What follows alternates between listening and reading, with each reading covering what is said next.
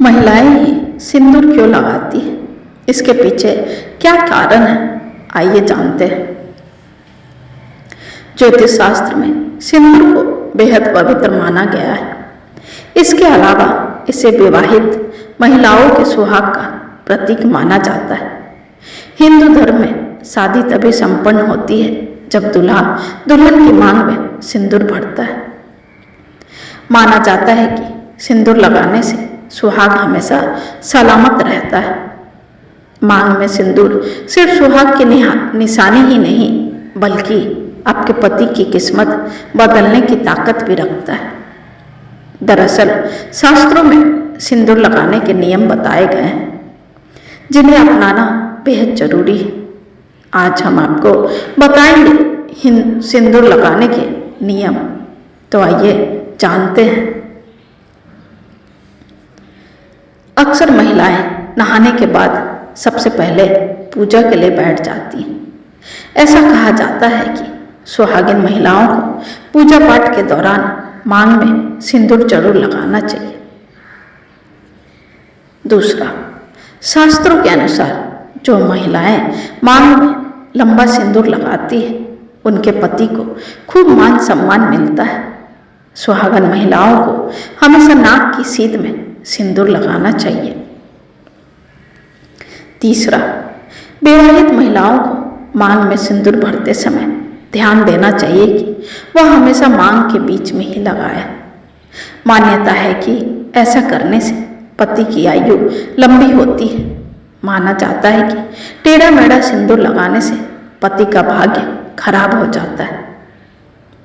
चौथा, कई महिलाएं मांग में सिंदूर लगाने के बाद उसे छिपाने की कोशिश करती है। हिंदू धर्म ग्रंथों के मुताबिक मांग में सिंदूर भरना पति पत्नी के प्यार का प्रतीक होता है। लिहाजा मांग भरने के बाद उसे कभी भी छिपाना नहीं चाहिए। ऐसा करने से आपसी रिश्तों में खटास पैदा हो सकती है और बना बनाया परिवार बिगड़ सकता है। लिहाजा ऐसा करने से हमेशा बचने की कोशिश करें। अब जानते हैं महिलाएं सिंदूर क्यों लगाती हैं, इसके पीछे क्या कारण है। तो आइए जानते हैं। पुरुषों के मुकाबले महिलाओं का ब्रह्मरंध्र यानी मस्तिष्क का ऊपरी भाग बहुत ही संवेदनशील और कोमल होता है। यह वही स्थान है जहाँ महिलाएं सिंदूर लगाती हैं। सिंदूर में मौजूद तत्व इस स्थान से शरीर में मौजूदा विद्युत ऊर्जा को नियंत्रित करती है। इससे बाहरी दुष्प्रभाव से भी बचाव होता है। सिंदूर में पारा धातु की अधिकता होती है, जिससे चेहरे पर झुर्रियां नहीं पड़ती। इससे महिलाओं की बढ़ती उम्र के संकेत नजर नहीं आते हैं। हिंदू धर्म के अनुसार महिलाओं को रविवार, सोमवार और शुक्रवार को बाल धोकर सिंदूर जरूर लगाना चाहिए। पति की लंबी उम्र के लिए महिलाएं कई तरह के व्रत जैसे करवा चौथ, वट सावित्री पूजा और तीज करती हैं। ऐसे में इन व्रतों के दौरान सिंदूर जरूर लगाना चाहिए। यह व्रत सुहागिन महिलाओं के लिए बेहद शुभ माने जाते हैं।